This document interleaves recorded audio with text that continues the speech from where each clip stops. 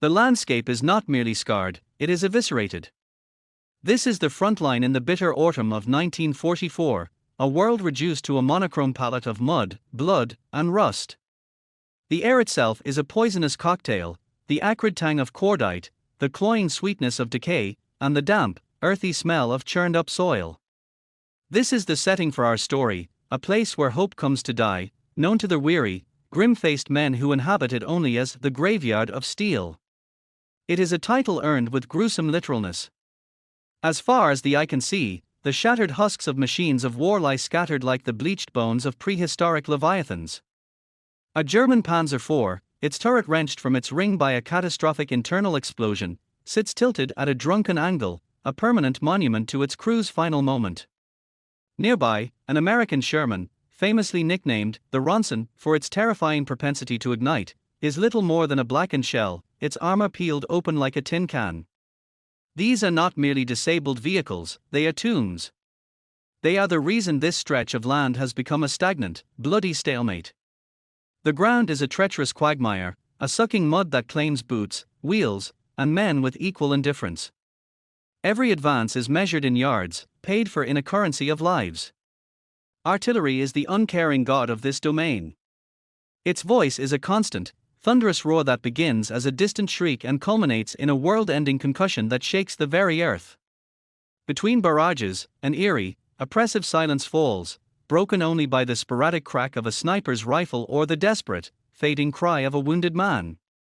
For the infantry huddled in their waterlogged trenches, this is a special kind of hell. They are pinned down, their morale ebbing away with every passing hour. They are waiting for a miracle, or for death. Most expect the latter. Their immediate problem is a fortified German position atop a strategically vital ridge, codenamed Hades Rise by Allied command.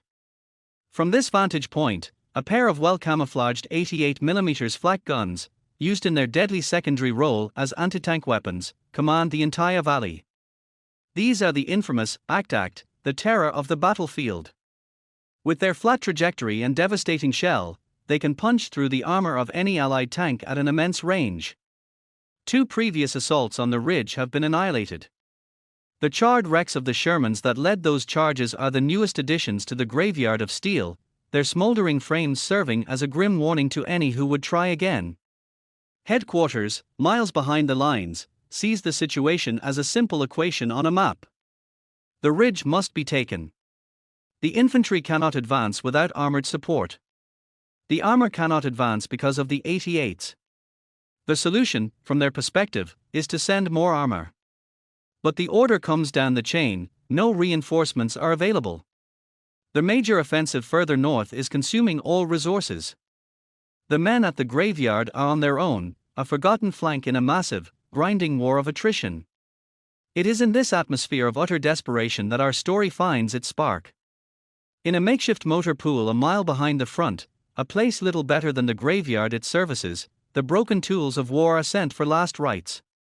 Here, amidst a chaotic jumble of spare parts, empty fuel drums, and the constant, futile attempt to repair the irreparable, works Sergeant Frank Miller. To the fresh-faced replacements, he is just another grease monkey, a man in his 40s with a permanent stoop and hands stained black with oil. But the veterans know better. They know that Miller possesses a near-supernatural understanding of machinery. He can hear a misfire in an engine from 100 yards away, diagnose a transmission problem by the feel of its gears. And it is here, in this place of discarded hopes, that Miller's eyes fall upon the centerpiece of the graveyard. It is a British Churchill tank, a hulking, heavily armored beast designed for the trenches of the First World War. Dubbed the Mausoleum by the soldiers, it was disabled weeks ago by a mine that shattered its track and mangled its final drive. A shell from a Panzerfaust had later scorched its turret, and it had been unceremoniously towed to this scrap heap to be cannibalized for parts. It is a monument to failure, a 40-ton symbol of their hopeless situation. Its armor is thick, but its engine is underpowered, its design considered obsolete. To command, it is worthless. But Sergeant Miller does not see a broken tank. He does not see obsolescence or failure. As he runs a hand over the cold, pitted steel of its hull, he sees something else entirely. He sees the thick, sloped armor that could withstand anything but a direct hit from an 88. He sees the wide tracks, perfect for navigating the treacherous mud. He sees past the damage, the grime, and the despair. In the heart of the graveyard of steel, surrounded by the evidence of certain defeat, Frank Miller looks at the mausoleum and sees a flicker of possibility. He sees not a tomb, but a weapon. And in that moment, a legend, born not from command, but from sheer, unadulterated madness, begins to stir. To understand the legend of the tank they would later call Old Ironsides, one must first understand the man who willed it into existence. Sergeant Frank Miller was not a product of the war was merely the stage upon which his unique and stubborn genius was forced into its fullest, most desperate expression. He was a man anachronism, a relic of a different era of craftsmanship, stranded in the mechanized hell of total war. He was a man who communicated not with words, but with sounds and touch. His world was a symphony of mechanical vibrations, a language of knocks, whines, grumbles, and shrieks that spoke to him of health, ailment, or imminent failure. He could place a hand on a tank's engine block, feel its tremor through his palm and fingers, and diagnose a misfiring cylinder or a worn bearing with an accuracy that eclipsed a dozen diagnostic tools. He could close his eyes, listen to the complex mesh of gears in a transmission, and pinpoint a single tooth that was slightly chipped, a flaw invisible to the eye but catastrophic in its potential. This was not a trained skill, it was an innate sense, a form of mechanical empathy that allowed him to feel a machine's pain as if it were his own. Frank Miller was born not in a bustling city, but in the vast, silent plains of Kansas in 1900. His father was a blacksmith and his mother's family ran a small farm. From his earliest memories, his world was one of metal, heat, and the imperative of function. The blacksmith's forge was his cathedral. He learned the alchemy of steel, how to read the color of its glow to gauge its temperature, from the dull cherry red to the blinding, liquid white of welding heat. He learned the language of the hammer, the way a precise, rhythmic blow could shape and strengthen, while a clumsy strike could introduce hidden fractures. He learned the profound truth that everything could be fixed, that with enough heat, enough patience, and enough skill, a broken plowshare could be made whole, a shattered axle could be reforged. This foundational philosophy was the bedrock of his soul. The concept of something being beyond repair was, to him, not a statement of fact, but a confession of inadequate skill or imagination. It was a personal challenge. The 1920s found him, like so many of his generation, on the move. He drifted from state to state, a journeyman mechanic in the dawning age of the automobile. He worked in dusty, oil-stained garages from Wichita to Denver, his hands learning the peculiarities of Model T Fords, the complex guts of Packards, the raw power of Mack trucks. He was a ghost in the machine of American mobility, the man who kept the engines of commerce and life turning. He never owned a garage of his own, he lacked the ambition for commerce. His satisfaction came not from profit, but from the silent, purring confirmation of a job well done, the moment a dead engine roared back to life under his ministrations. It was during these years that he earned his reputation, and his nickname, among the fraternity of grease-stained men who understood his language. They called him the Whisperer. Not because he was a quiet man, though he was, but because he would lean close to a stubborn engine, his ear almost touching the block, and whisper to it, coaxing it, reasoning with it as if it were a living, stubborn beast. And more often than not, the engine, as if shamed by his patience or comprehending his intent, would sputter, catch, and settle into a smooth, rhythmic idle. He was a mechanic in an era when that title still carried the weight of a master craftsman, not just a part swapper. The Great Depression did not break Frank Miller, it simply provided him with a new, more difficult set of broken things to fix. When new cars became a rarity, he became a master of resurrection. He could fabricate a piston ring from scrap, line a brake shoe with salvaged leather, re-pour a Babbitt bearing by hand. He learned the art of the impossible repair, the kind that defied factory manuals and relied on a deep, intuitive understanding of physics, metallurgy, and sheer, stubborn will. He kept farm trucks running for a decade past their intended lifespan. Kept harvesters threshing with parts forged from old bed frames. He was a vital, if unsung, pillar of his community, a man who could stave off the encroaching decay, if only for one more season. When the war came, Frank Miller was 41 years old. He was not drafted, he was too old, his skills deemed more critical on the home front. But Frank Miller saw the newsreels, read the papers. He saw the machines, the tanks, the trucks, the airplanes, and he understood, with a clarity that chilled him, that this was a war that would be won or lost not just by the courage of men, but by the reliability of their machines. And in 1943, he did something that stunned everyone who knew him. He closed his small, cluttered shop, walked into a recruiting office, and volunteered. The army, in its boundless bureaucratic wisdom, did not know what to do with a man of his age and peculiar talents. They saw his date of birth and almost sent him home. They saw his occupational history and classified him as a motor pool mechanic. They sent him to a basic training that was a comical mismatch for his physique and temperament, a series of humiliations where teenage drill sergeants screamed at a man who understood the inner workings of a combustion engine better than he would ever understand the purpose of marching in straight lines. He was eventually shipped to England, and then to the continent after D-Day, attached to a maintenance battalion supporting an armored division. The military system was a constant, grinding frustration to him. It was a world of paperwork, of standardized parts, of by-the-book procedures that were often laughably inefficient.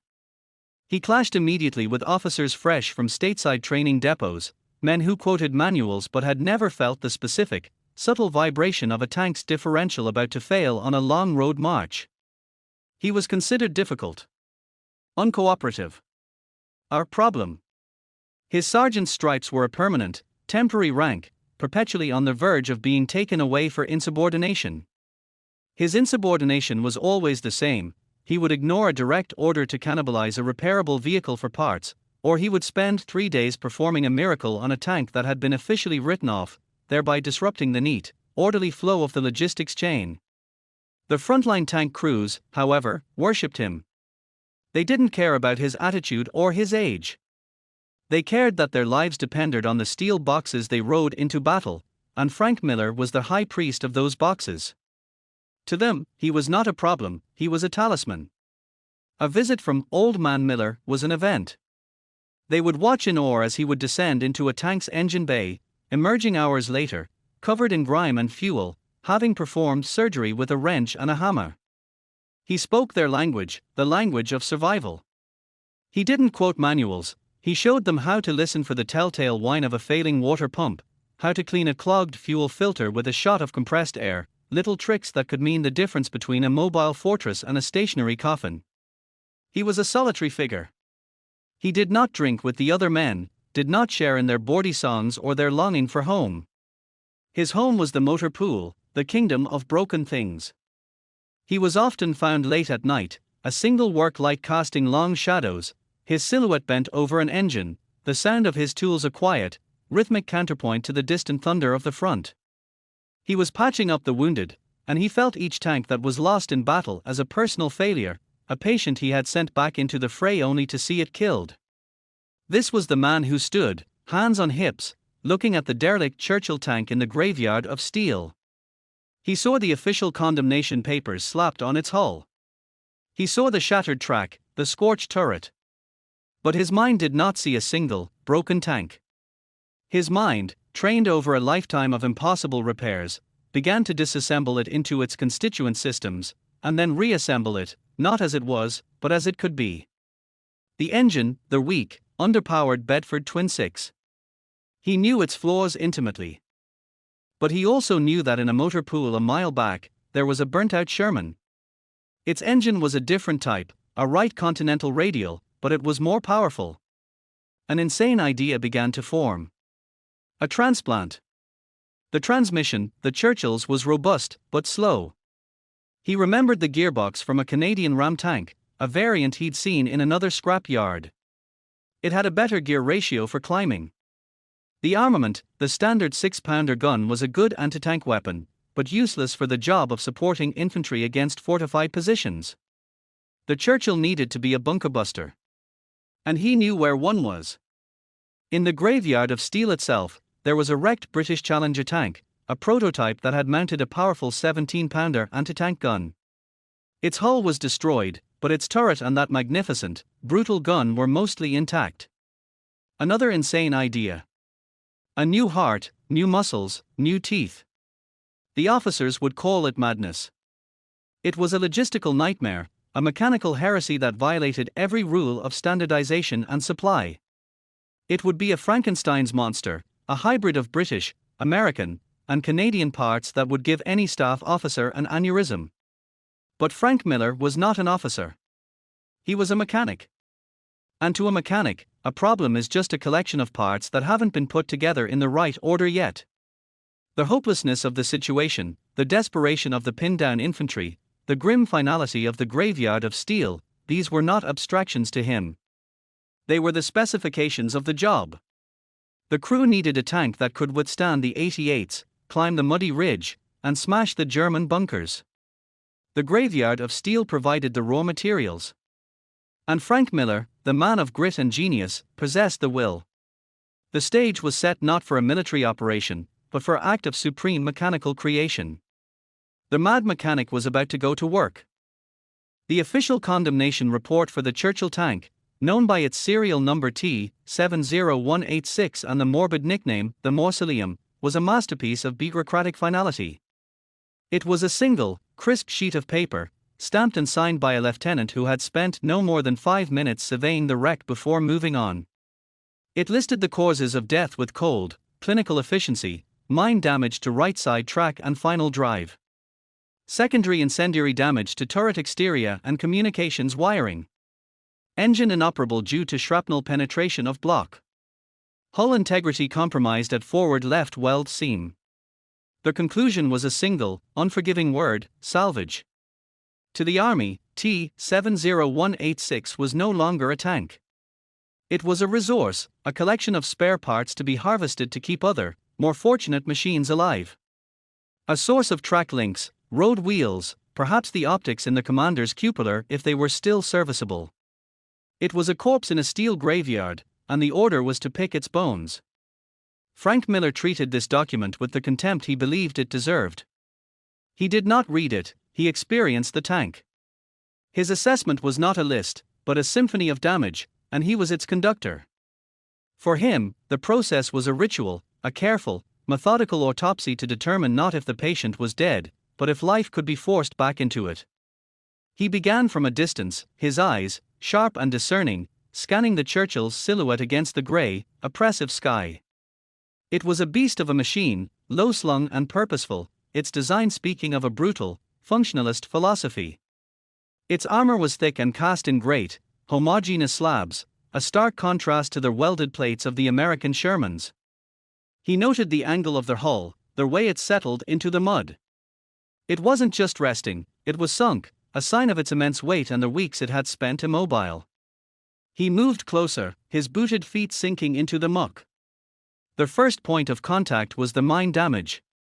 He knelt, ignoring the cold seep of water through his trousers, and ran a bare hand, he always worked with bare hands, over the shattered right track. It wasn't just broken, it was eviscerated. Several of the massive steel links were twisted into abstract, metallic sculptures. The road wheels on that side were bent inward, their rims gnawed and torn. The final drive housing, the crucial gearbox that transferred power from the engine to the tracks, was a gaping wound of torn metal. Shrapnel and mud had fused into a hard, abrasive crust inside the mechanism. A lesser man would have seen this alone and walked away.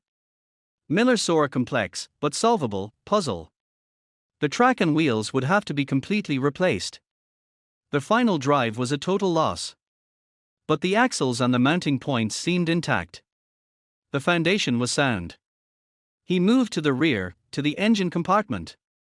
The access panels were already hanging open, swung wide by mechanics who had come to loot the engine for parts and found nothing worth taking. The sight that greeted him was one of profound violation. The Bedford engine was a mess of rust, congealed oil, and pooled, filthy water. A piece of jagged shrapnel, about the size of a man's fist, had pierced the thin armor of the engine deck and buried itself deep within the block itself. It had torn through cylinder walls, shattered pistons, and ruptured the crankcase. Coolant and oil had mixed into a foul, grayish paste that coated everything. The engine wasn't just seized, it was murdered. This was the heart of the official condemnation.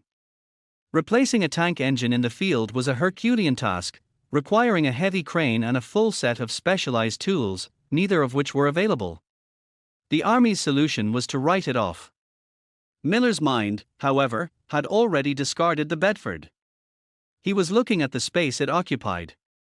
He measured the engine bay with his eyes, calculating clearances, visualizing the dimensions of the right continental radial from the burnt-out Sherman. It would be a tight fit. A very tight fit.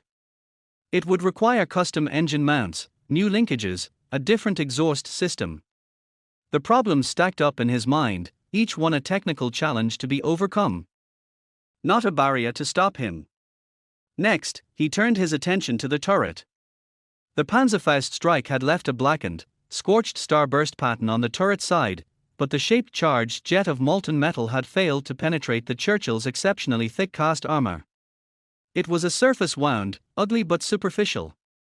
The real damage was inside. He climbed onto the hull, his movements sure and practiced, and lowered himself through the commander's hatch. The interior smelled of death, not of men, but of machine.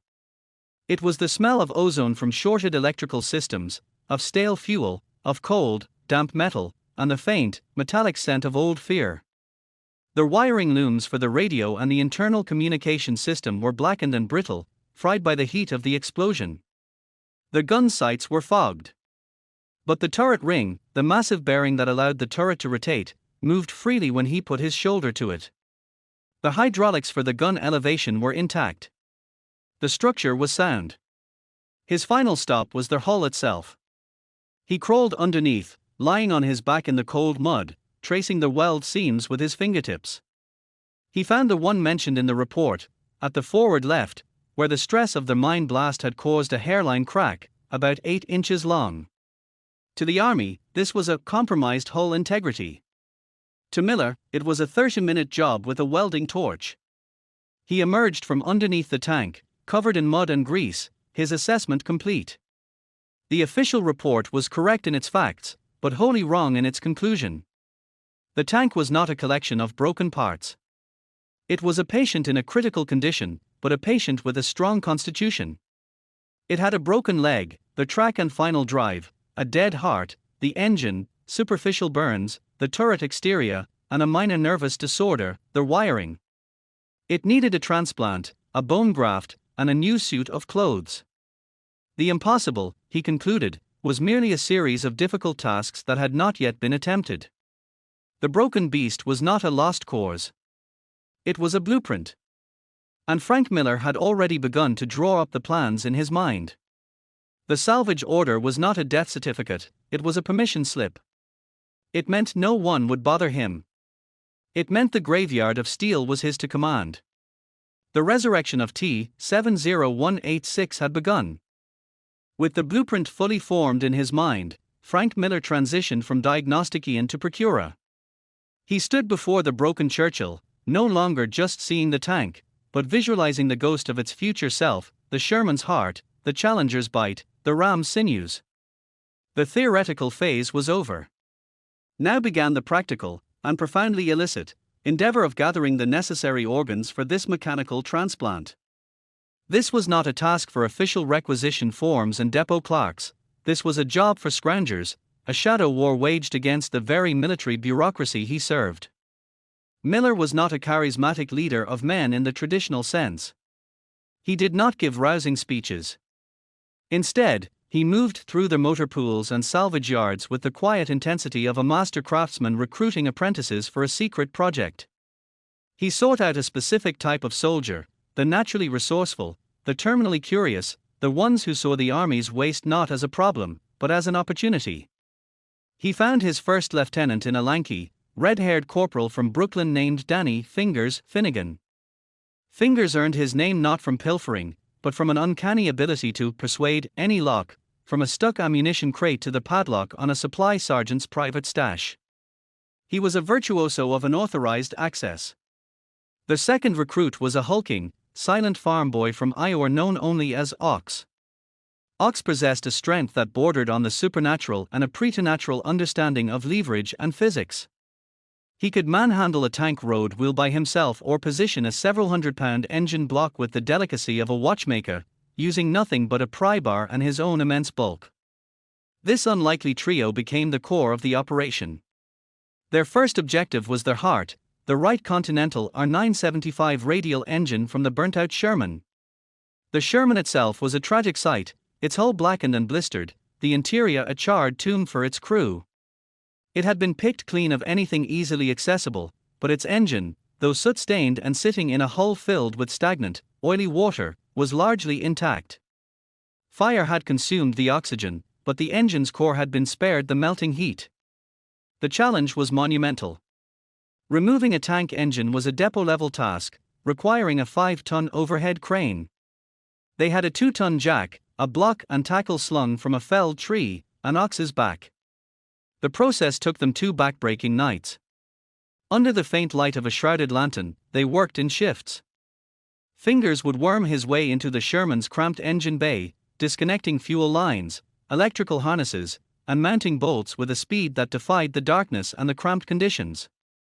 Miller directed the operation with quiet, precise instructions, his ears tuned for the specific crack of a bolt shearing versus the satisfying turn of one loosening. Then came the Herculean task of extraction. With the block and tackle secured to the tree and hooked to the engine's lift points, Ox would lean into the pull, his muscles corded, the sinews in his neck standing out like cables. Miller and Fingers would work the jack, slowly, incrementally, lifting the multi-ton mass of metal from its cradle. The sound of creaking chains and groaning metal was deafening in the silent night. Every minute was a risk of discovery, catastrophic failure, or serious injury. But after 2 nights of sweat, strain, and whispered curses, the engine was free, resting on a makeshift sled of timber they had fashioned. Dragging it the mile back to the graveyard of steel, through mud and under the cover of a providentially thick fog, was a feat of endurance that became part of their burgeoning legend. The next prize was the gun. The Challenger tank, with its massive 17-pounder gun, was a more complex problem. It wasn't just an engine swap, it was a full turret transplant. The Challenger's hull was a wreck, its suspension shattered by a direct artillery hit. But the turret, though askew on its ring, was intact. The 17-pounder was a monster of a weapon, with a barrel so long and a breech so massive it dwarfed the Churchill's original 6-pounder. Acquiring it wasn't a matter of stealth, it was a matter of audacity. Miller went straight to the commander of a nearby Royal Artillery unit that was responsible for the salvage of British vehicles. He didn't ask for the turret, he presented a fait accompli. He found a weary, pragmatic British captain, surrounded by his own logistical nightmares. Miller, in his straightforward way, pointed to the broken Challenger and then to the broken Churchill. "That one's got no legs," Miller said, jerking a thumb at the Challenger. "Mine's got no teeth. I can fix the legs. Let me have the teeth, and I'll give you a bunkerbuster that can save your boys' lives on that ridge." It was not a request routed through channels.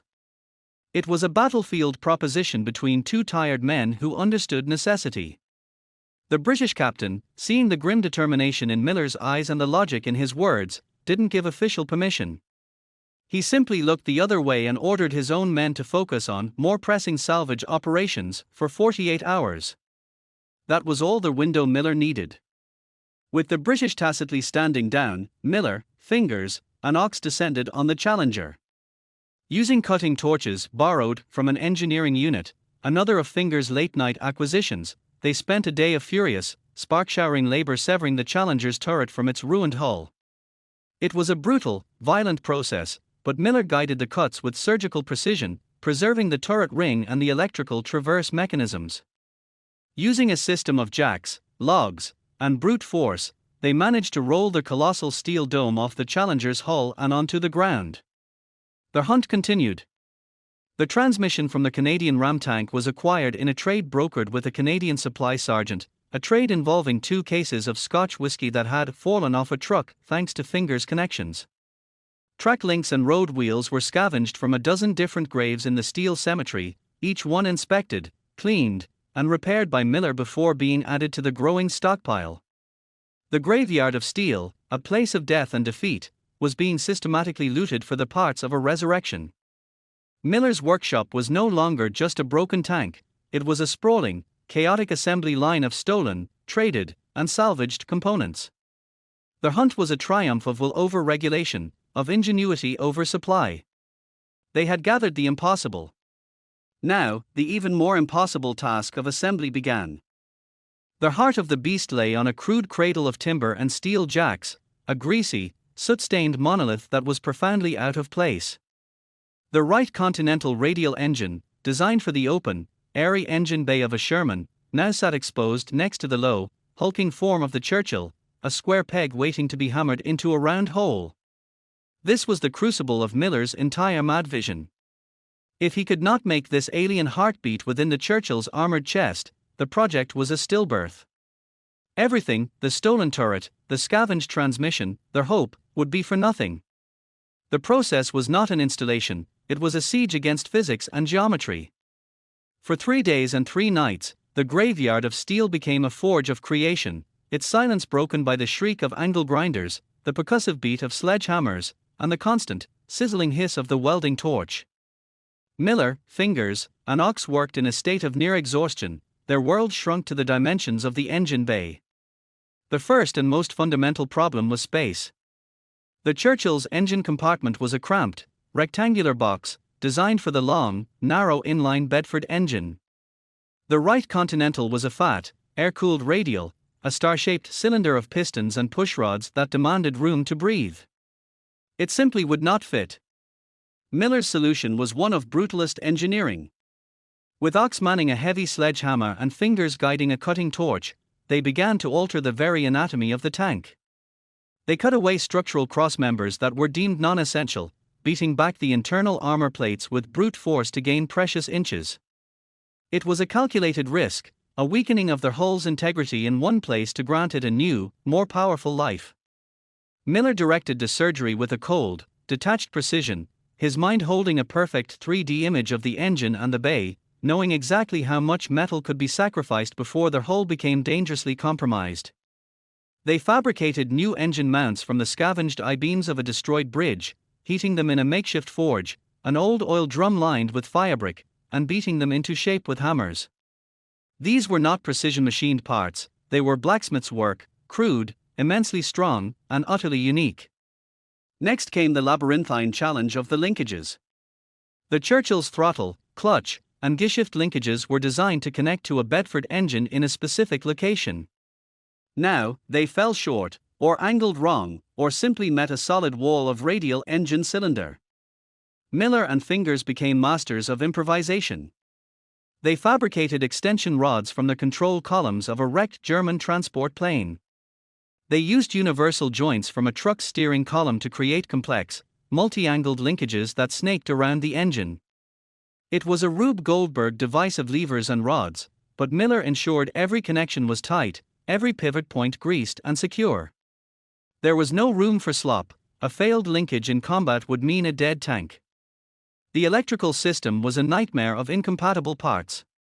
The Sherman's generator and starter motor had to be integrated into the Churchill's primitive wiring loom, which Fingers had painstakingly rebuilt from salvaged copper wire and ceramic insulators.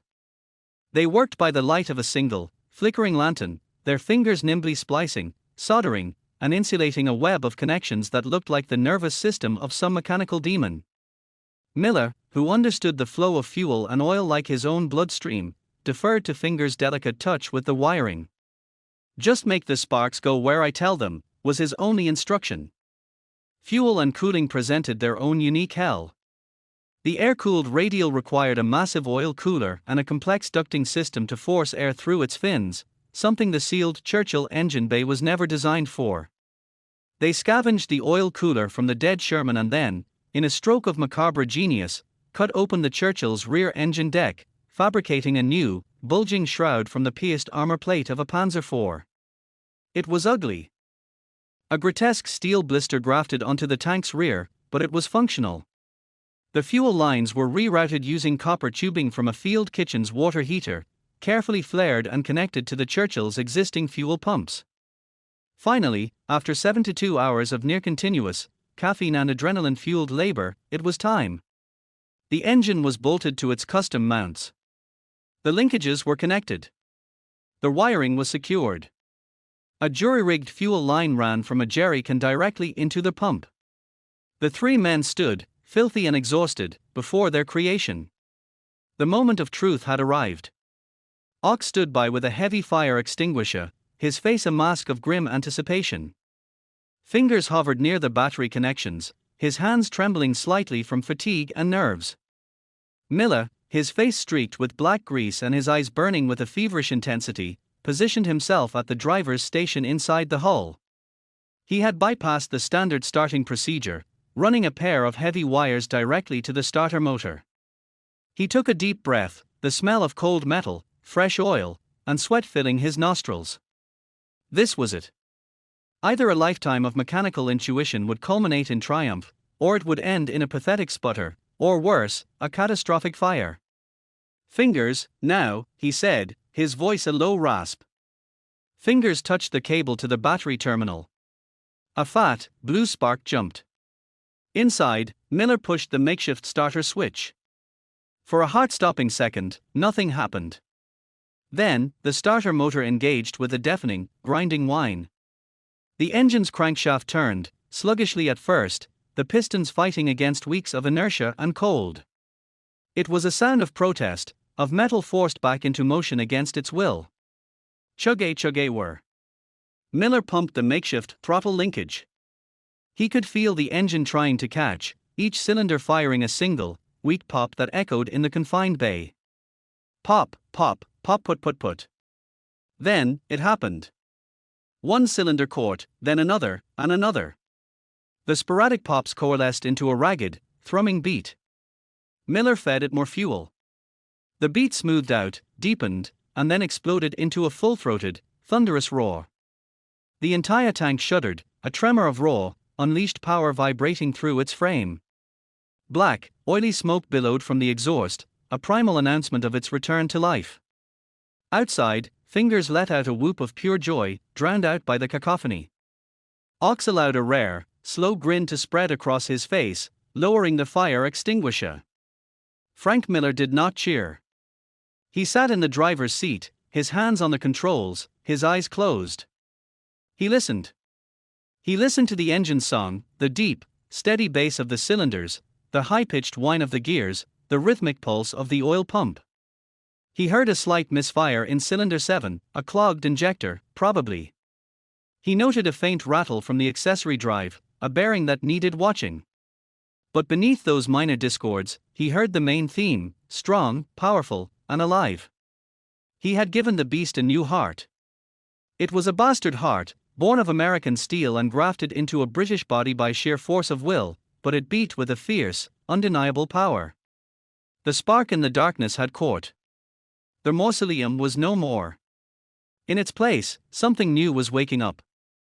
The thunderous, irregular roar of the Wright Continental engine was a siren call in the stagnant silence of the rear echelon.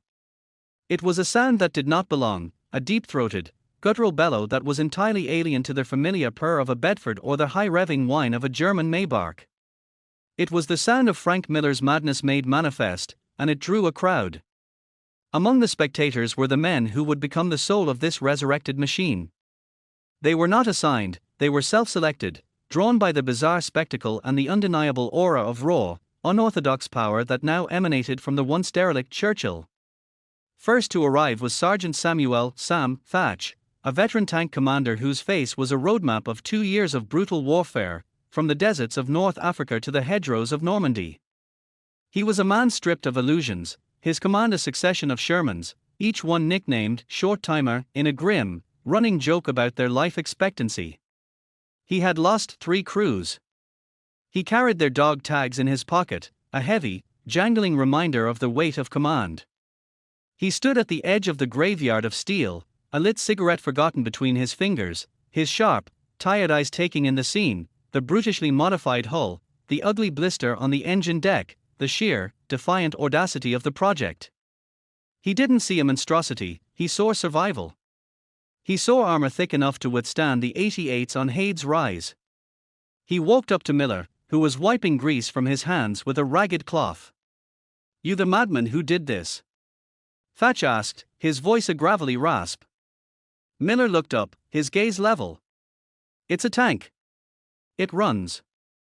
My last short timer stopped a Panzerfaust with its ammunition rack, Thatch stated flatly. I'm done with Shermans. You need a commander.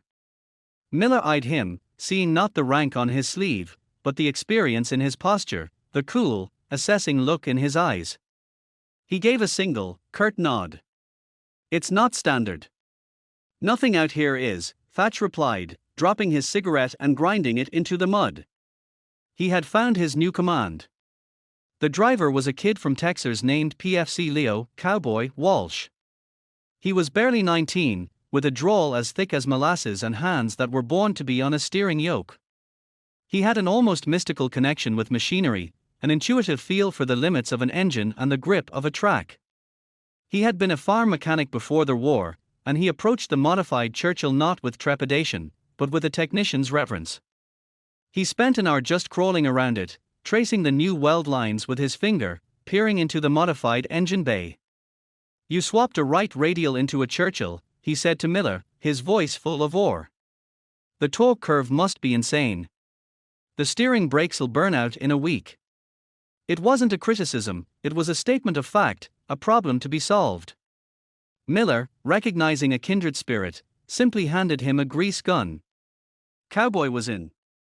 The gunner was a different story. Corporal Alex, the Professor Petrov, was a brooding, intense man of Russian descent from Chicago. He was a natural-born killer, but a precise, mathematical one. Before the war, he had been an engineering student, and he applied a physicist's cold calculus to the art of destruction. He was fascinated by ballistics, trajectory, and the brutal elegance of a high-velocity shell striking its target. When he saw the long, menacing barrel of the 17-pounder protruding from the Challenger turret now grafted onto the Churchill, his eyes lit up with a dark fire. The muzzle velocity is over 2,900 feet per second, he murmured, more to himself than to anyone else. With a solid shot AP round, we could punch through the frontal armor of a Panther at 1,000 yards. Maybe more. He didn't ask to join, he simply presented his credentials to Thatch. I am the best gunner in this division. You need me for that. He pointed at the 17-pounder. Thatch, sensing the man's lethal focus, agreed. The loader was the final piece. Private Joe Babyface Marino was a stout, powerfully built kid from New Jersey who had been a dock worker. He was all muscle and heart. With an endless capacity for hard labor and an unshakable, almost naive optimism. Loading the massive, 17-pound brass-cased shells was a backbreaking task, each round weighing over 40 pounds. Marino saw it as a challenge. He could heft the shells with a rhythmic, relentless efficiency that kept the gun firing at its maximum rate. He completed the crew, the brute force to the professor's sharp intellect. Under Miller's watchful eye and Thatch's firm command, the crew and their machine began a painful, necessary courtship. They were not given a manual, they wrote their own. Cowboy learned the tank's new personality, the way the powerful radial engine wanted to lunge forward, the different pressure needed for the steering levers, the strange new sounds that were normal and those that signaled danger. He and Miller spent hours fine-tuning the clutch and brake linkages, until the beast responded to Cowboy's touch like a well-trained horse. Inside the turret, the Professor and Babyface established their lethal dance.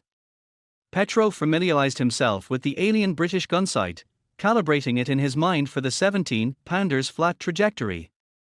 He demanded that Marino practice loading until he could do it blindfolded, in the pitch black, while the tank was shaking and lurching. The cramped, reeking interior of the Churchill became their world, a steel cocoon where they forged their bond. Thatch named the tank. He didn't choose something aggressive like Avenger or Hellhound.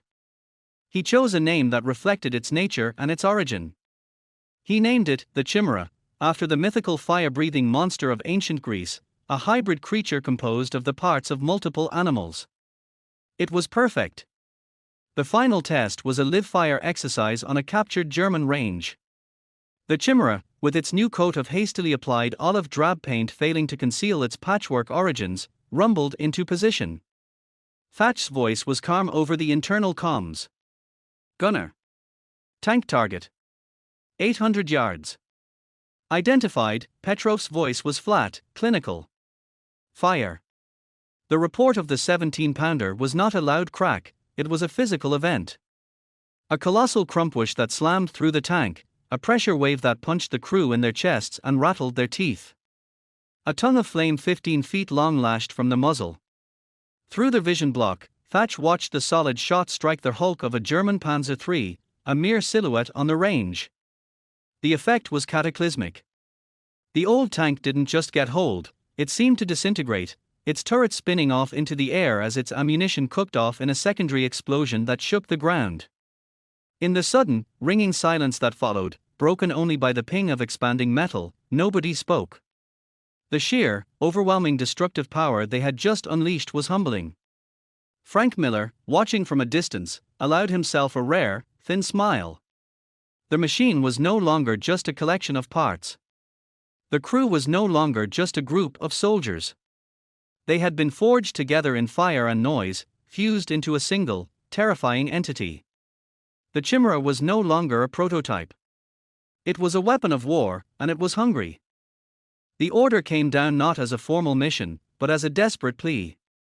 A company of infantry from the 2nd Platoon, Baker Company, was trapped. During a night patrol, they had advanced too far, exploiting a perceived gap in the German lines, and found themselves isolated in a shell-cratered orchard at the base of Hades Rise. As dawn broke, they were pinned down by 2 mm, 42 machine gun nests dug into the reverse slope of the ridge. Their Spandaus were methodically cutting the orchard to pieces, their distinctive ripping cloth sound a soundtrack to annihilation. Attempts to radio for artillery support failed, the forward observer was among the first casualties. A direct assault by another infantry company had been beaten back with heavy losses. The trapped men were on borrowed time. At the command post, a young, harried lieutenant was staring at a map, his options exhausted. It was then that Sergeant Thatch, having heard the radio traffic, made his move. He wasn't asking for permission. "Lieutenant," Thatch said, his voice cutting through the frantic chatter. "The Chimera can get through. We can suppress those nests." The lieutenant looked up, his eyes wild with stress. "Thatch? What the hell are you talking about? The Chimera? You mean that Frankenstein's monster Miller built? It's not even a sanctioned vehicle." "It's a tank, sir," Thatch replied with a terrifying calm. "It has armor and a big gun. Those boys need both. Right now." There was no time for debate. The distant rattle of machine gun fire was a constant reminder. The lieutenant, out of options and out of hope, simply waved a hand in exhausted assent. "Fine. Go. But if you get that thing destroyed, it's on your head." The Chimera rumbled to life, its right engine barking a challenge to the morning. It was not a graceful departure.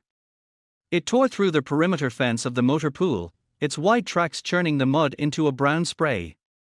Inside, the atmosphere was a mixture of intense focus and visceral fear. This was not a training run. Cowboy wrestled with the controls, his hands slick with sweat, feeling the immense, unfamiliar power of the engine through the steering levers. Babyface Marino had a 17-pounder shell cradled in his arms, his knuckles white.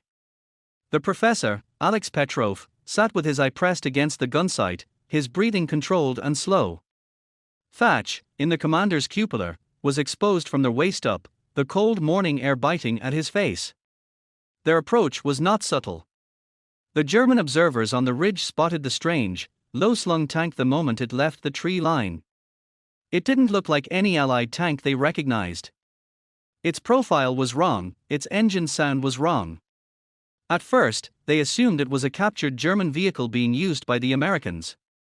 This moment of confusion was the Chimera's first, unearned advantage. Then the 88s on Hades Rise spoke. The first shell was a ranging shot, a geyser of earth and shattered stone erupting 50 yards to the Chimera's left. The concussion wave washed over the tank, a physical blow. "Driver, evasive action. Serpentine." Thatch barked. Cowboy didn't need to be told twice. He threw the steering levers, throwing the 40-ton behemoth into a series of violent, lurching swerves. It was unorthodox, undignified, and it saved their lives. The second 88 shell screamed past, so close they felt the vacuum of its passage, detonating harmlessly behind them. They were closing the distance.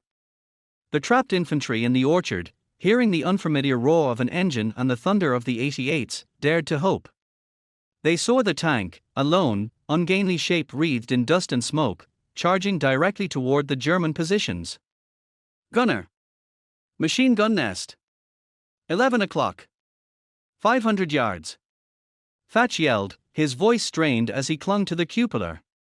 Identified. Petrov's response was immediate. He had already traversed the turret, the electric motor whining. He saw the faint muzzle flash of the milligram 42, a deadly little winking eye in the German earthwork. The standard procedure would be to use high explosive, shell to blast the position apart. But Miller's unorthodox armament had a problem.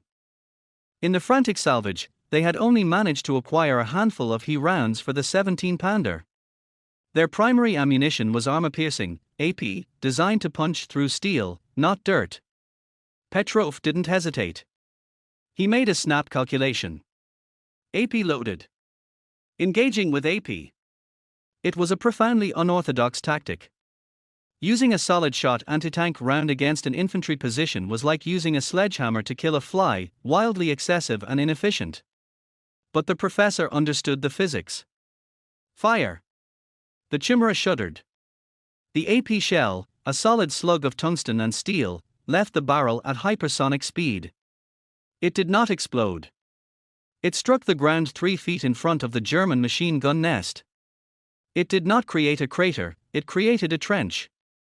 The kinetic energy of the impact was so immense that it instantly pulverized the earth and rock, sending a scything wave of superheated dirt and stone shrapnel directly into the nest. The milligram 42, its crew, and the sandbags surrounding them were simply erased from existence, replaced by a shallow, smoking scar in the earth. There was a moment of stunned silence from both the American infantry and the German defenders. Reload. Next target. 1 o'clock. Thatch commanded, a fierce grin spreading across his face. Babyface slammed another AP round into the breech. Petrov traversed, acquired the second nest, and fired again. The result was the same. A surgical, brutal obliteration. The ripping cloth sound of the milligram 42s fell silent. With the immediate threat neutralized, the Chimera didn't stop. It was a predator now, and it had the scent. Cowboy drove it straight towards the base of the ridge, using the craters and folds in the ground for cover from the frustrated 88s, which were now firing blind, their shots going high or landing behind the fast-moving tank. They reached the orchard. The trapped infantry, seeing the monstrous tank as their savior, broke from cover and began to retreat, using the Chimera as a mobile shield. Thatch, still exposed in the cupola, directed their withdrawal with hand signals, his tank providing a moving wall of steel between the fleeing men and the ridge. The baptism of fire was over. The Chimera rumbled back to Allied lines, its hull pocked and scarred by shrapnel and small arms fire, but intact. It had not engaged in a classic tank duel. It had not destroyed a Panther or a Tiger. It had done something far more important. It had saved 30 men using sheer, unorthodox audacity. It had used an anti-tank gun as an earth-moving tool of psychological warfare. The legend of the Mad Mechanic's tank was no longer confined to the motor pool. It had been forged in the fire of its first, improbable victory. The men of Baker Company didn't see a patchwork monster, they saw a guardian angel, ugly, loud, and terrifyingly effective. The Chimera had arrived.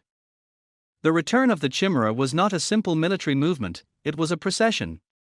It clanked and rumbled back through the lines, its right engine growling a low, satisfied thrum, its hull smeared with fresh mud and the soot of near misses. The infantry who had been pinned down in the orchard walked beside it, some with a hand resting on its armored flank as if touching a talisman. They were dirty, exhausted, and alive. Their story began to spread through the ranks with the speed of a prairie fire, mutating and growing with each retelling. At first, the facts were remarkable enough. A tank, not officially on the rolls, had broken a stalemate and saved a company of men. But the human mind, especially under the strain of war, craves myth over reportage. The dry facts were not enough. The story needed a monster, a phantom, a thing of mystery and power. The name, Chimera, once an inside joke, became its public identity. But the soldiers, with their talent for evocative nomenclature, began calling it the Phantom. The name stuck because it fit. It was a ghost in the machine of war. It appeared where it wasn't expected, solved problems that were deemed unsolvable, and then vanished back into the fog of war or the shroud of darkness in the graveyard of steel. It had no official designation, no unit markings beyond a crudely painted serial number that meant nothing to anyone. It was a specter. The legend grew from its strange appearance. The stories circulating among the mess tents and foxholes were far more dramatic than the reality. Men swore it was built from the salvaged parts of a dozen different tanks, both Allied and Axis. They said its armor was twice as thick as a standard Churchill's, that it had the engine of a shot-down American bomber, that its gun could fire around corners. The bizarre, bulging engine shroud Miller had fabricated became, in the telling, a German Panther's armor grafted onto its back. Its unorthodox engine sound, the deep, radial roar so different from the inline engines of other British tanks, was described as a demonic growl that could be heard for miles, a sound that struck fear into the German sentries long before the tank was ever seen. Its tactics, born of necessity and Miller's pragmatic genius, became the stuff of folklore. The story of the AP round used to annihilate the machine gun nest was told and retold until it became a new doctrine of terror. The Phantom, men said, didn't just destroy its enemies, it erased them. It didn't leave wreckage, it left craters. It was said that German crews, upon hearing its distinctive engine, would abandon perfectly functional panzers rather than face their ungodly hybrid and its earth-shattering gun. Their high command, initially exasperated by this unsanctioned, logistical nightmare of a vehicle, found themselves in a difficult position. They couldn't endorse it. To do so would be to admit that a sergeant and a mechanic had succeeded where their own standardized procedures had failed. It would encourage insubordination and a breakdown of their vital supply chain. But they also couldn't ignore its results. The Phantom was a morale multiplier of incalculable value. Its mere existence was a testament to American ingenuity and defiance. Stories of its exploits were passed from unit to unit, a needed antidote to the grim narrative of attrition. So, a tacit, unspoken agreement was reached. The Chimera was to be ignored on paper, but tolerated in practice. It received no official assignments, but its fuel and ammunition requests from the motor pool were mysteriously filled. It was the Army's open secret. Frank Miller became a spectral figure himself. To the men, he was not a sergeant, he was their Phantom's keeper, the wizard who maintained the beast. He was rarely seen, but his presence was felt in the constant, healthy roar of the tank's engine. He worked on it at all hours, his lantern alone, flickering point of light in the graveyard of steel, fine-tuning, adjusting, and repairing. He was the guardian of the legend, ensuring the myth had a solid, mechanical foundation. For the crew, Thatch, Cowboy, the Professor, and Babyface, life changed. They were no longer just another tank crew. They were knights riding a mythical steed. They were treated with a mixture of awe and superstition. Other tankers would ask to see the Chimera, to touch its hull for luck. The crew leaned into the legend. They began painting small, tally marks on the barrel of the 17-pounder, not for tanks killed, but for lives saved, for impossible missions accomplished. They developed their own rituals, their own language. They became as much a part of the myth as the machine itself, a band of brothers bound to their unorthodox weapon. The Germans, of course, took notice. Their intelligence initially dismissed reports of a super-heavy, hybrid American tank as their hysterical fantasies of shell-shocked soldiers. But the reports were too persistent, too detailed. They gave it a name of their own, Der Eisengeist, the Iron Ghost. They issued warnings to their anti-tank teams and panzer units, describing a low-silhouetted, abnormally fast Churchill variant with a disproportionately large main gun. They too began to mythologize it, attributing every unexplained loss, every sudden, devastating attack to the workings of the Phantom. And so, the Chimera ceased to be merely a tank. It became a narrative weapon. It was a story the Americans told themselves about their own resilience and cleverness. It was a ghost story the Germans told about an elusive, unstoppable foe. It existed in the space between reality and legend, its true capabilities blurred, its influence magnified far beyond its physical presence on the battlefield. It was born not in a factory, but in the desperate imagination of a mad mechanic, and now, it lived in the minds of an entire army. The phantom of the front was more powerful than any single weapon, it had become an idea. And ideas, as the war had shown, were the hardest things of all to kill. The legend of the Phantom had grown so potent that it finally reached the ears of those who dealt in cold, hard reality, the generals at division headquarters. The stalemate at Hade's Rise was now a festering wound on their operational maps, blocking the advance of an entire regiment. Conventional assaults had failed. Artillery barrages merely churned the dirt. The 288mm guns, expertly dug in and protected by concrete-reinforced bunkers, dominated the valley with impunity. They were the linchpin of the entire German defense. They had to be silenced. The plan presented to Sergeant Thatch was not a request, it was a grim acknowledgement of his tank's unique, almost mythical, capabilities. It was a suicide mission, and everyone in the dimly lit command tent knew it. "Sergeant," the Brigadier General said, pointing a stern finger at the aerial photograph of the ridge. "The 88s are here, and here. They have interlocking fields of fire covering the entire approach. The ground is a minefield, pre-sighted for their mortars. Intelligence suggests they've now been reinforced by a pair of Panzer IVs held in reserve on the reverse slope." He looked Thatch dead in the eye. "Your vehicle is the only one with armor potentially thick enough to withstand a glancing hit from an 88 at long range. And that gun of yours is the only thing we have that can knock out those bunkers in a single shot. We need a diversion. A big one. While the rest of the battalion creates a feint on the left flank, you will take the Chimera up the gut. Right up the main draw. You will draw their fire, and you will destroy those guns." It was tactical insanity. The main draw was a shallow, muddy valley, nicknamed the Gauntlet by the infantry. It was a perfect killing zone. To send a single tank up that avenue was to offer it as a sacrifice. Thatch, his face a mask of stoic calm, simply asked, "What about the minefield, sir?" "The engineers will clear a path under cover of darkness. It will be narrow. You'll have 6 feet of clearance on either side. No room for error." Back at the graveyard of steel, Thatch laid out the mission for the crew and Frank Miller. The air, usually filled with the sounds of industry, went deathly quiet. "They are asking us to commit suicide," the professor stated, his voice flat. "The statistical probability of survival is less than 5%. But, it's us, right?"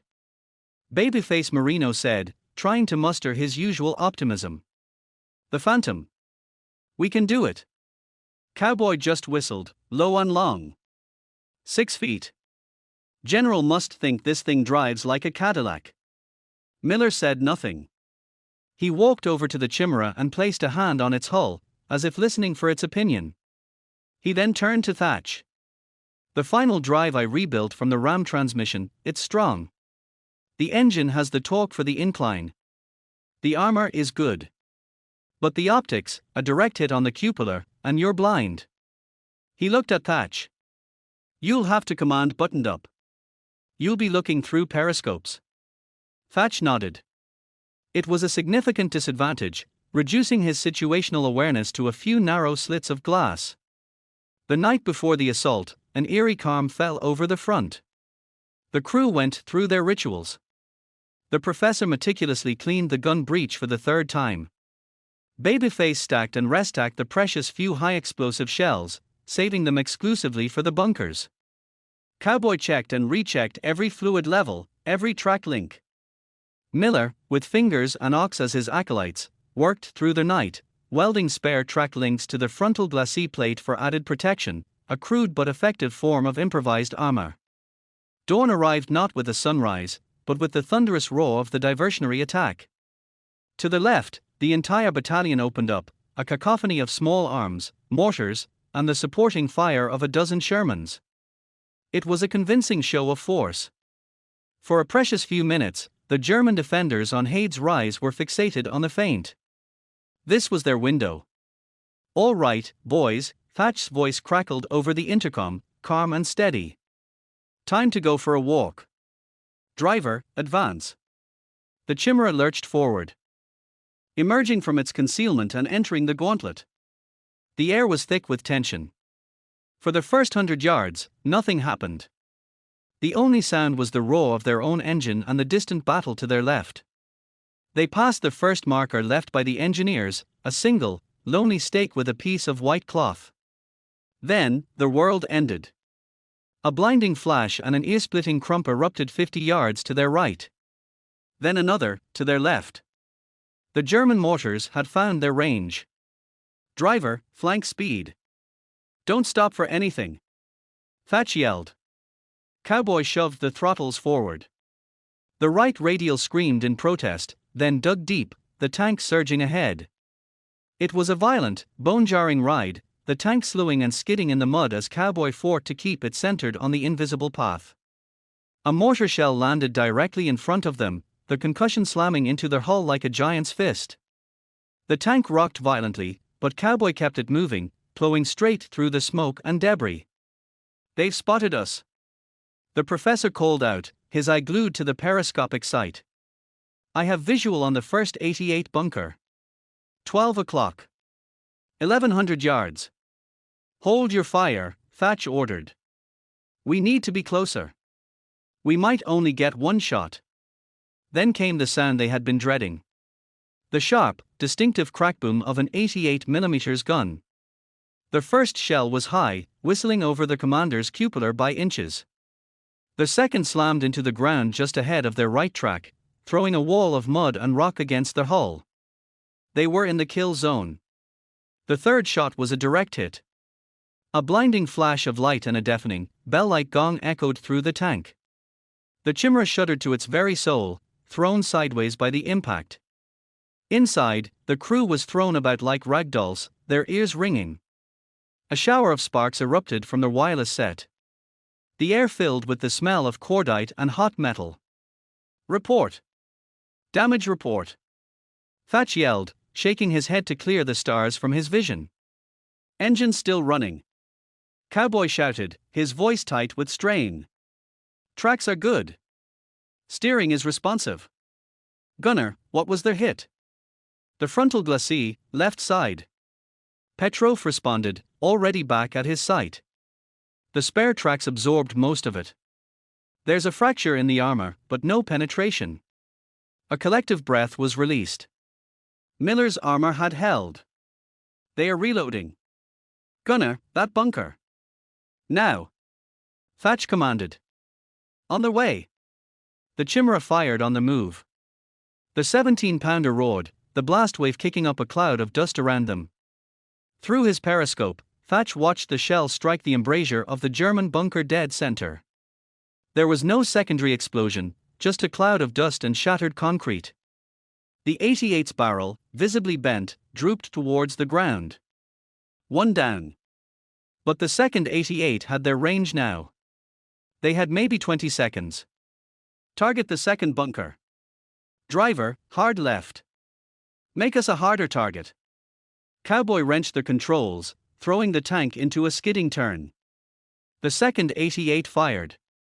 The shell grazed the turret, a screech of tearing metal that set their teeth on edge, and ricocheted harmlessly into the sky. "Gunner! Fire! On the way!" The second shot was true. The He shell, one of their few, flew straight and true into the bunker's firing slit. This time, there was a cataclysmic explosion as the shell detonated the 88's ready ammunition inside the confined space. The entire bunker erupted, pieces of concrete and steel arcing into the sky. A ragged cheer started to form in Thatch's throat, but it died instantly. "Panzer IVs. 2 of them. 3 o'clock. Emerging from the reverse slope." The professor's voice was sharp, urgent. The mission was not over. The real tank duel was just beginning.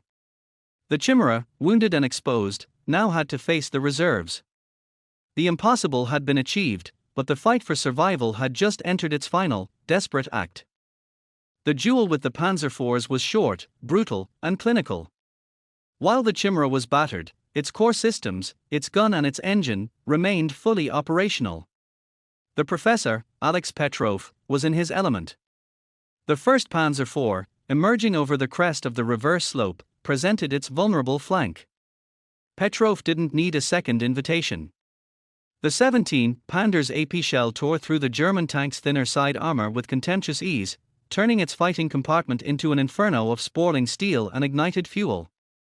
The second Panzer IV, realizing its fatal error, attempted to back away. It was too slow. The Chimera's second round struck its frontal glacis plate. The German armor, formidable against lesser guns, was no match for the point-blank fury of the 17 pounder. The shell punched through, and a moment later, a jet of flame shot from every hatch as the Panzer IV's ammunition cooked off. Silence returned to Hade's rise, broken only by the crackle of burning fuel and the laboured, growling idle of the Chimera's engine. The ridge was taken. The infantry, seeing the destruction of the 88s and their panzer support, swept forward with a renewed, almost frantic energy, mopping up the stunned German defenders. The stalemate was broken. Their victory was credited to their battalion's feint and the courageous infantry assault. In the official after-action reports, the contribution of a single, unnamed, improvised assault vehicle was mentioned in a single, vague footnote. The army's bureaucracy, having tolerated the anomaly, was now eager to reabsorb it into the comforting fog of standardized history. But for the men who had been there, the truth was indelible. The legend of the Phantom, of Frank Miller and his mad creation, did not die that day, it was cemented. In the days that followed, the Chimera was quietly towed back to the graveyard of steel.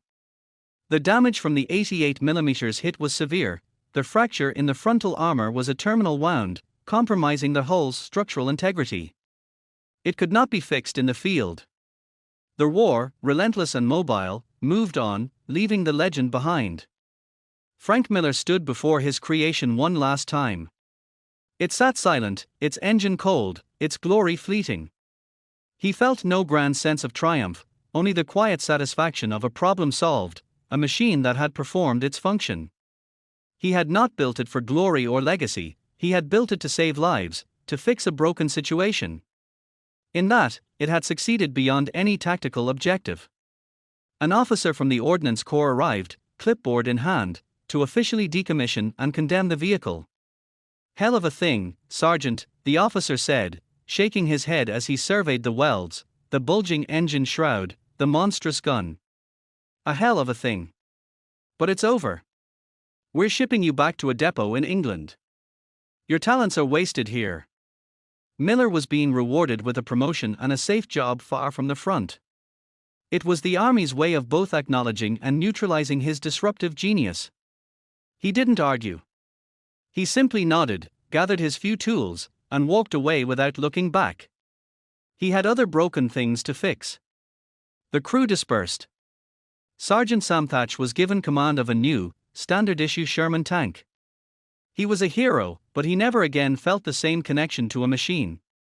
He carried the dog tags of his lost crews, and now, he added a small, twisted piece of shrapnel he'd pried from the Chimera's hull.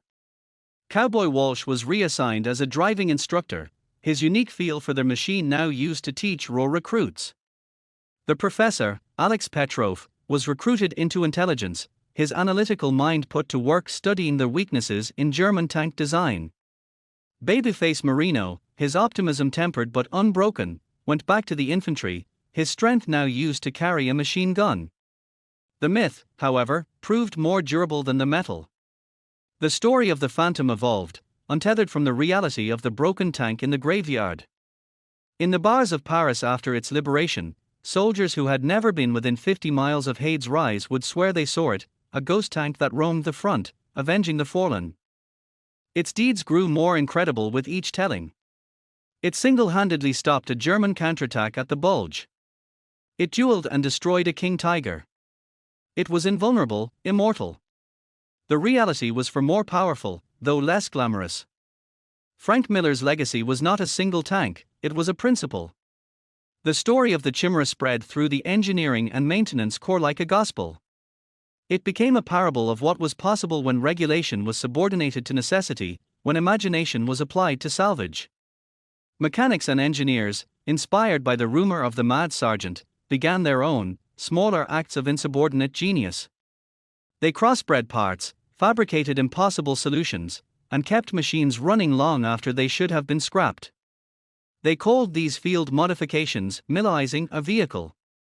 His true legacy was a spirit of relentless, pragmatic adaptation. After the war, Frank Miller returned to Kansas and opened a small, unassuming garage. He never spoke of the war, never mentioned the chimera. If a customer brought in a car with a problem the dealership said was unfixable, Miller would just grunt, look at it with those discerning eyes, and set to work. He never failed to make it run. The final fate of the chimera itself is unknown. It was likely cut apart for scrap in a Belgian recycling yard, its unique parts melted down in the great forges of peacetime, its steel perhaps eventually finding its way into a car, a refrigerator, a skyscraper. Its physical form was recycled, rejoining the world from which it was so violently assembled. But legends do not rust. The story of the mad mechanic and his impossible tank endured. It endured because it was not just a war story, it was a human story. It was a testament to the power of one stubborn individual to change the course of events, not through rank or privilege, but through sheer, unassailable competence. The myth of the invincible phantom was a good story. But the reality of Frank Miller, a man who looked at a graveyard of broken steel and saw not an end, but a beginning, was a great one. In the end, the legacy was not the monster, but the madman who dared to create it. The truth was better than the myth.